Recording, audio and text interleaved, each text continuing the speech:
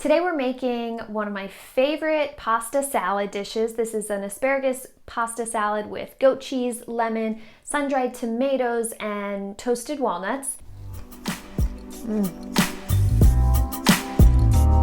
So good. Hi, I'm Caitlin Self, licensed nutritionist and food blogger, and on my channel I share healthy, affordable recipes and nutrition tips. Whenever I use goat cheese and asparagus, even though they're delicious and they pair beautifully together, I always think of it as a slightly fancier or more elevated dish, and I feel that's what you're getting with this pasta salad as well. The total cost of this recipe is about $12.38-ish, which comes to about $3.10 per serving if you use this to serve 4 people. Now, if you're taking this to a potluck or having this alongside a barbecue, then this will definitely stretch to 6 to 8 servings. So, I'm gonna show you how to make it. First, we're going to bring a large pot of salted water to a boil. Now, it is important to salt your water here. I didn't show you this on camera, but whenever you're making pasta salad, it is even more important to salt your water. So make sure your pasta water is nice and salty. As they say, salty like the sea. That's gonna be the best way to season the pasta itself because it's gonna be cooled off by the time we add everything else. So make sure you salt your water. Here are our ingredients. We have red lentil pasta. You can use any pasta here. The original recipe that I posted on my blog had whole wheat pasta, but I've started using red lentil pasta and chickpea pasta, and I find that both of them work well in this pasta salad.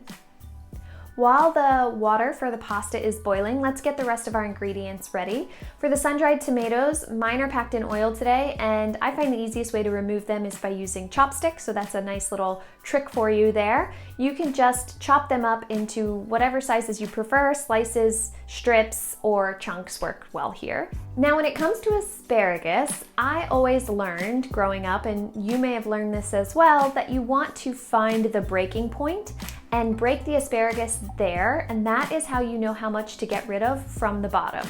The problem with this method is that you do lose a decent amount of asparagus that is tender.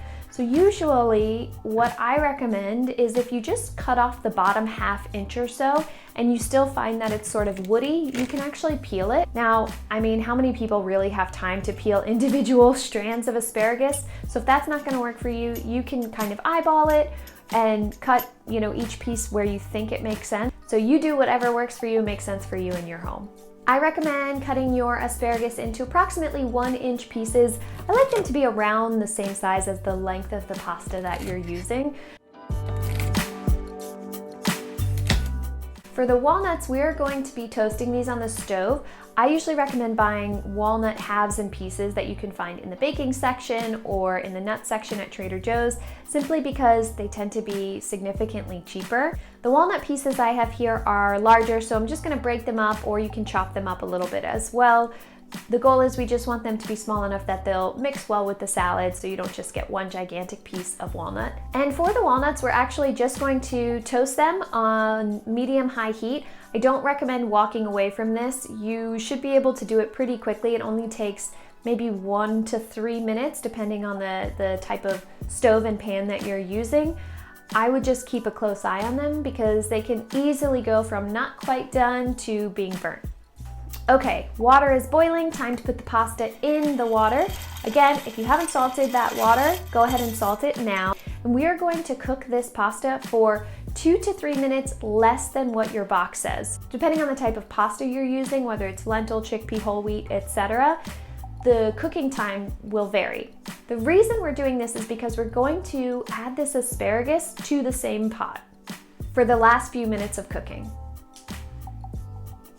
Once your timer goes off, again, that's gonna be around that 6-minute mark, go ahead and add the asparagus to the pot. You're just gonna cook that for about 2 to 3 minutes. You want it to be nice, bright green, so it's almost like it's blanched. It's lightly boiled, that's how I would put it. When you're ready to drain your pasta and asparagus, go ahead and just drain it into a colander, but we want to rinse it to remove any extra starch. If you've ever had pasta salad that was too gloopy, it is often because the starch wasn't removed. A lot of times people think it's too much dressing or it sat too long, but really it's that starch that kind of makes that gloopy pasta salad. So we're going to go ahead and give the pasta a rinse. The way that I like to do this is to drain it, then dump it back in the pot, fill the pot with cold water, kind of agitate it gently, and then drain it again. That way we're not using tons of water to actually rinse the starch away. It works just as well. Okay, we're gonna put that aside and let it cool for a little bit while we get our dressing together. It's a really simple dressing here of just lemon juice and olive oil. I do like to add a little bit of honey and of course salt and plenty of pepper. You can just whisk that together in a bowl, you can whisk it together in the serving bowl, or you can do it in a jar. You don't need a ton of dressing, but feel free to increase this if you prefer. You can't go wrong with too much honey lemon vinaigrette, I think. Now it's time to put it all together. You can do this in a large mixing bowl, or if you, like me, are living in an Airbnb that doesn't seem to have a large mixing bowl or salad bowl of any kind, you can mix it all together in a large pot.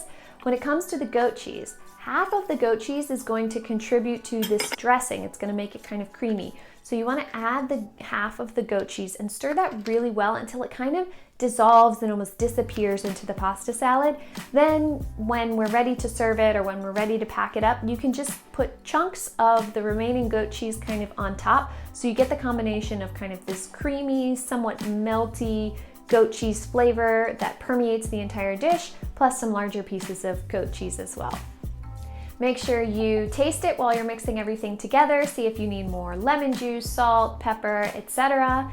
And then when you plate it up, you can garnish it with those reserved walnuts, sun-dried tomatoes, more pieces of the goat cheese. I love an herb here as well. I happen to have these spring onions on hand, which work great. You can also use basil. I think that parsley would go really well here. You can kind of use whichever herb that you really prefer. Okay, it's time to try it.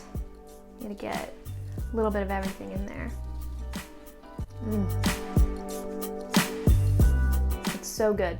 You can always bulk this up with some additional chickpeas or shredded chicken or even English peas if those are in season where you are right now. That's it for this video. Thanks so much for being here. Please be sure to subscribe to my channel, like this video, and let me know in the comments if you would like to take this to a picnic or if you have any other favorite go-to picnic potluck barbecue dishes that you love to bring. And I will see you in the next video.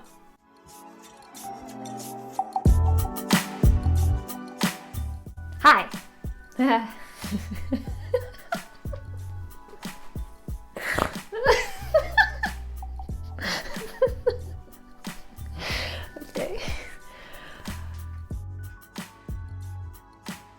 Sun-dried tomatoes, and what else? So if you were using something like an orecchiette maybe, which is much smaller, you might want to cut the pasta a little bit smaller than that. You might want to cut the asparagus a little smaller than that, not the pasta. What was I gonna say? And lemon juice to make a sort of gentle lemon. Gentle? What's a gentle lemon vinaigrette?